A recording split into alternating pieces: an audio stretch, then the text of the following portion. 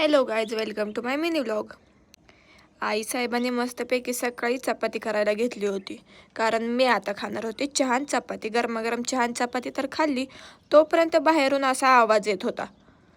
गॅलरीतून डोकावून पाहिलं तरी शाळेची मुलं होती.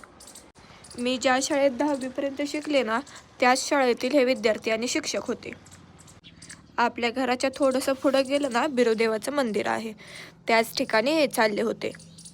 प्रत्येक वर्षी हे लेकरं जातात, यांना बघून मला माझ्या लहानपणीची आठवण आली. लहानपणी चालत जाताना वाटायचं की रोडच्या कडेला आपलं पण घर असलं असतं तर किती भारी झालं असतं. पण आता घर झालं, पण शाळा मात्र संपली. तेव्हा आमचं घर दुसऱ्या शेतात होतं, त्यामुळे आता आम्ही आलो इकडे राहण्यासाठी.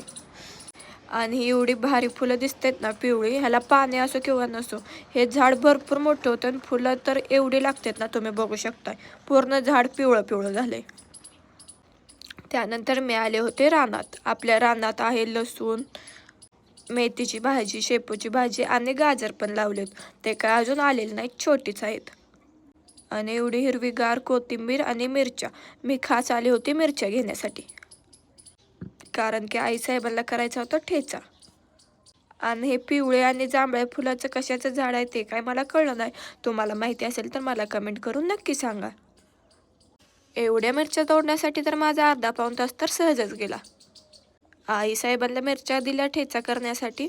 त्यानंतर मी रीलमध्ये बघितली होती की अशी कॉपी करतात. कॉपी कशी करतात हे मी बघितलं होतं आणि तसं ट्राय पण केलं, पण तसं काय मला जमलं नाही. कॉफी तर काय तयार झाली नाही, पण माझ्या हाताला मात्र गोळा जाम आला होता. एवढा हात दुखत होता ना की विचारू नका. आईसाहेब मला तिकडनं बोलत होत्या, काय तरी करत बसते उगच. पण मी पण म्हणलं होतं की कॉफी तयारच करणार मी. पण माझं काय चुकलं माहीत आहे का, मी कॉफीची अख्खी पुडी त्यात टाकली आणि कॉफी तयार झाल्यावर एवढी कडू लागत होती ना, एक पण घोट नाही घेतला, सगळी ओतून दिली. पण दिसायला कशी दिसते मला कमेंट करून नक्की सांगा. कॉफी तर काय जमली नाही, पण कॉफी करून भूक तर लई लागली होती. मग आईसाहेबांनी केलेली ठेचा आणि चपाती मस्तपैकी ती खाण्यासाठी घेतली. चला तर मग या ठेचा चपाती खायला भेटूया नेक्स्ट ब्लॉगमध्ये. तोपर्यंत बाय.